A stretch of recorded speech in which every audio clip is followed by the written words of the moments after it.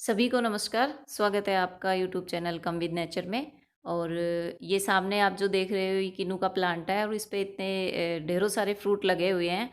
तो आज हम इसी टॉपिक पे बात करेंगे कि आपके जो नींबू वर्गीय पौधे होते हैं यानी जो साइट्रस फ्रूट प्लांट होते हैं उनकी हमें किस तरह से फर्टिलाइज़र देना है। देखिए आपके पास कोई भी साइट्रस फ्रूट प्लांट हो, चाहे वो ज़मीन में हो या पॉट में हो, तो बहुत ज़्यादा केयर नहीं मांगता। बस आपने इसमें साल में 2 बार इसकी केयर ज़रूर करनी है, इसको फर्टिलाइज़र ज़रूर देना है।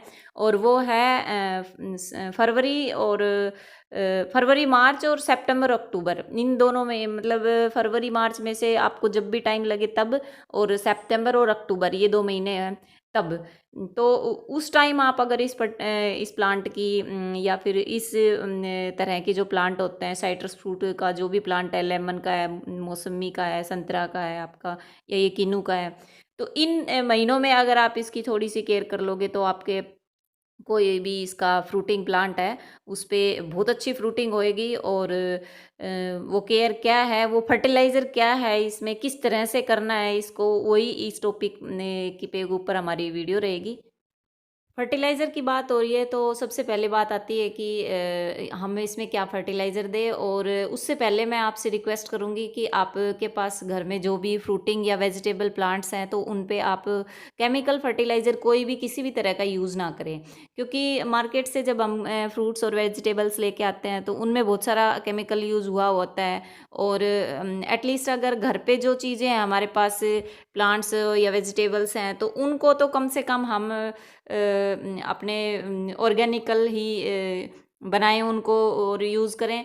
तो सबसे पहले ये रिक्वेस्ट यही है कि आपसे कि आप किसी भी तरह का कोई केमिकल फर्टिलाइज़र यूज़ ना करें और ऑर्गेनिकल यूज़ करें। जैसे गोबर खाद हो गई, वर्मी कंपोस्ट है, यानी जो भी हमारी ऑर्गेनिक खाद होते हैं उनको आप यूज़ करें। और मैंने आज तक कोई भी केमिकल फर्टिलाइज़र यूज़ नहीं किया है किसी भी प्लांट में, या कोई फ्रूटिंग प्लांट हो उसमें भी यूज़ नहीं किया है। और किस कोई फ्लावरिंग प्लांट है ना उसमें यूज़ करती हूँ मैं।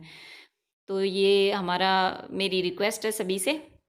तो मेरे पास ये जो प्लांट है इसकी अभी मैं इसे फर्टिलाइज़र नहीं देंगे क्योंकि इसमें बहुत सारे फ्रूट आ रहे हैं। और जो मेरे पास लेमन का प्लांट है उस पे नींबू आ चुके हैं और अभी उस पे कुछ नहीं आ रहा है, यानी कि अभी वो खाली है। तो हम उसको, और राइट टाइम है इसमें किसी भी तरह का फर्टिलाइज़र देने का, तो हम उस पे करेंगे, खाद देंगे कि किस तरह से देनी है हमें उस खाद को।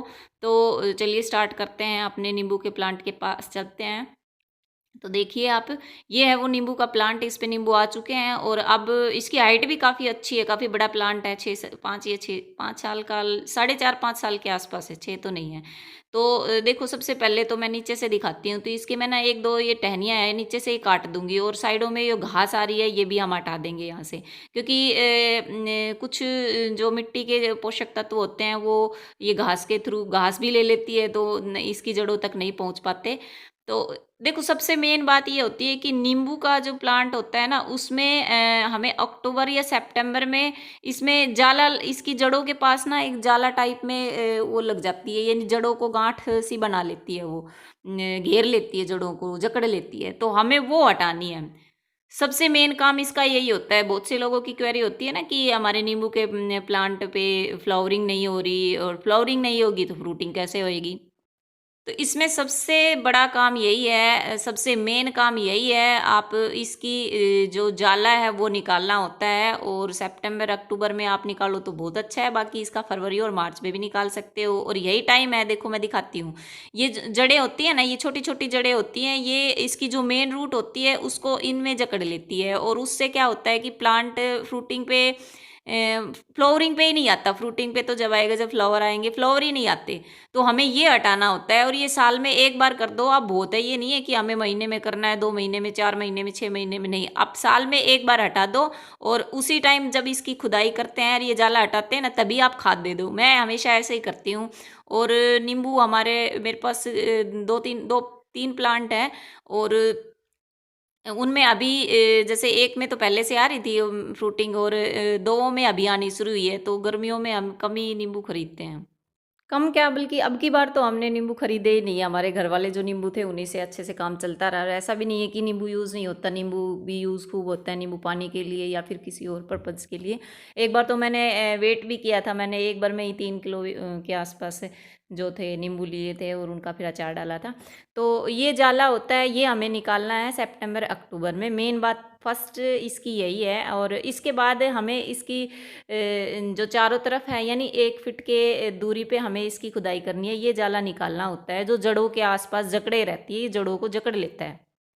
अगर आपका जो भी प्लांट है वो पॉट में है, उसमें भी आपने ऐसे ही करना है कि इसका जो ये मेन जो ट्रंक होता है, इससे 1 फीट की दूरी पे हमें इसे खाद देनी है। और देखिए मैं दिखाती हूँ, जैसे मैंने इसको चारों तरफ से इसको अच्छे से खुदाई कर ली है। तो जब हम किसी भी प्लांट की या फिर कोई भी साइट्रस प्लांट होता है उसकी हमें ये इस तरह से हम गुड़ाई करते हैं ना, तो उसमें भी ये जो जाला होता है ये निकल जाता है। तो इसमें देखो ध्यान देने वाली बात है, अब खाद कैसे देनी है। तो 1 फीट की दूरी पे यानी जो इसका ट्रंक एरिया है उससे 1 फीट की दूरी पे हमें खाद डालनी है। अभी जैसे मैं गोबर खाद यूज़ कर रही हूँ, तो आप देखिए मेरी गोबर की खाद बिल्कुल टोटली कंपोस्ट में बदल चुकी है। यानी पूरी तरह से हमारी ये अच्छे से खाद तैयार हो चुकी है। और इसकी पहचान यही होती है कि गोबर की खाद की जो असली पहचान होती है वो कि वो किस तरह से हमारी तैयार हो चुकी है। उसकी सबसे अच्छी पहचान ये है कि ये चाय की जो पत्ती होती है ना उस शेप में आ जाता है, बिल्कुल छोटे छोटे दाने से बन जाते हैं जैसे चाय की पत्ती होती है ना उस शेप में। तो इस पे तो मैंने प्रॉपर वीडियो डाल भी रखा है, आप मैं इसका लिंक डिस्क्रिप्शन में दे दूंगी कि किस तरह से हम पहचान होएगी कि हमारा गोबर की जो खाद है वो तैयार हो चुकी है। तो कभी भी ये ध्यान रखिए कि आपकी जो गोबर की खाद है वो आप कच्ची खाद ना दें, कम से कम 6 महीने पुरानी ज़रूर हो। और इस तरह से हमारी ये खाद देखो, जैसे मैंने बड़ा प्लांट है तो इसमें मैंने थोड़ी ज़्यादा दी है। और 1 फीट की दूरी पे इस तरह से गोला बना के और फिर डाल देंगे। अब इसके बाद क्या करना है, ऐसे ही आपने पोट में करना है। अब क्या करेंगे हम, अब इस खाद को 1 फीट की दूरी पे डाल के इसके ऊपर ये जो हमने मिट्टी हटाई है ना ये लगा देंगे। अब ये क्यों लगाएंगे, मिट्टी क्यों लगाएंगे, क्योंकि खाद होती है हल्की और जब इसमें पानी देंगे तो ये सारा ऊपर की तरफ हो जाएगा, यानी पानी के साथ बह जाएगा यहाँ पे।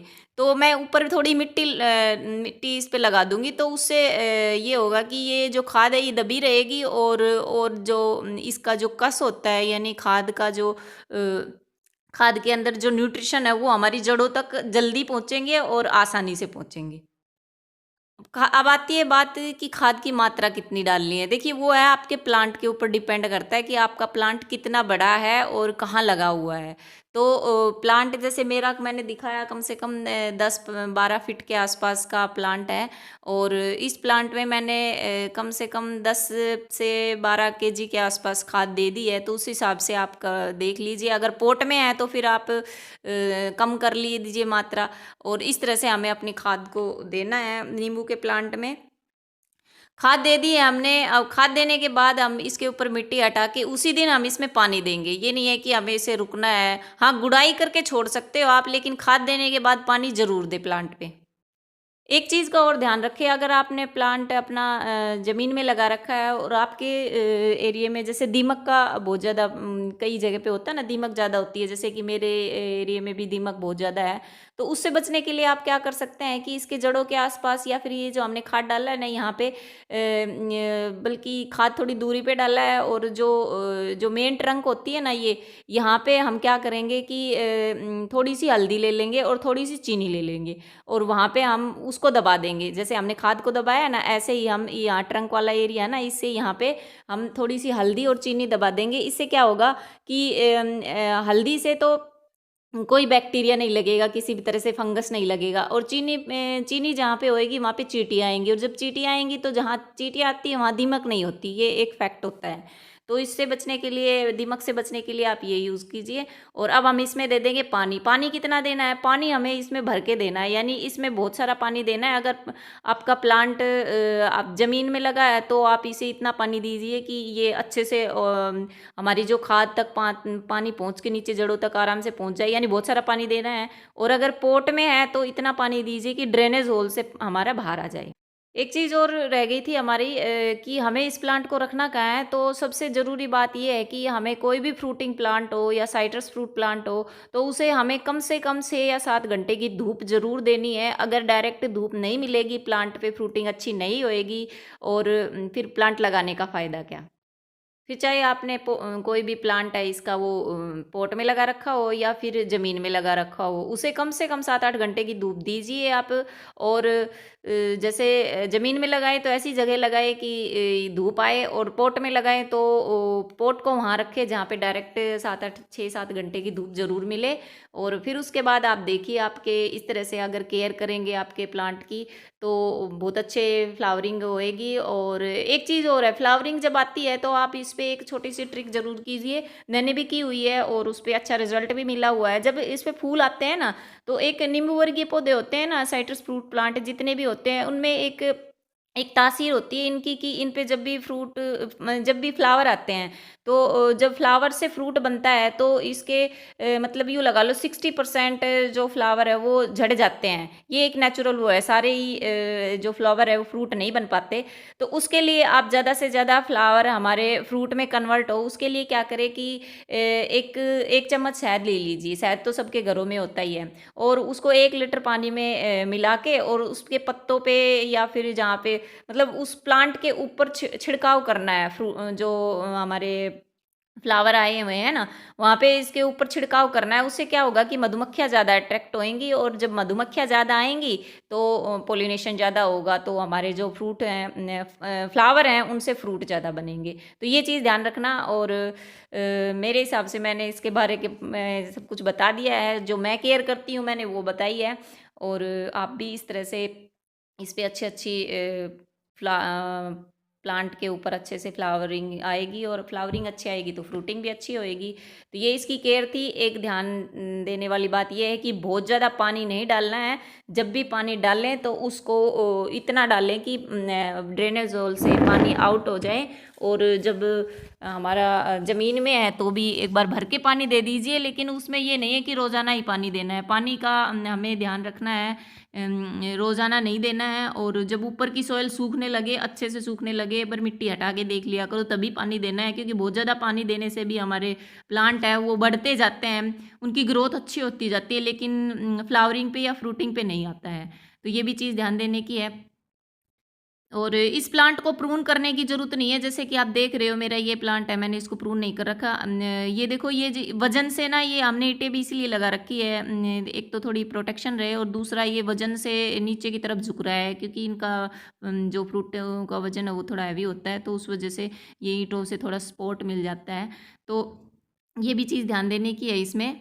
अगर प्रून करना ही है तो जो फ्रूटी के बाद जो सूखी टहनियाँ उनको हटा दीजिए बस, ज़्यादा। और जो मैंने खाद दिया है, जैसे मैंने अभी सितंबर में दिया है, और आप भी खाद जब भी दो तो इसे बारिश के बाद दो। बारिश आने के बाद, बारिशों का टाइम जब चला जाता है उसके बाद दो, तो ज़्यादा इफेक्ट करेगा। तो ये इसकी केयर थी। वीडियो अच्छा लगे तो शेयर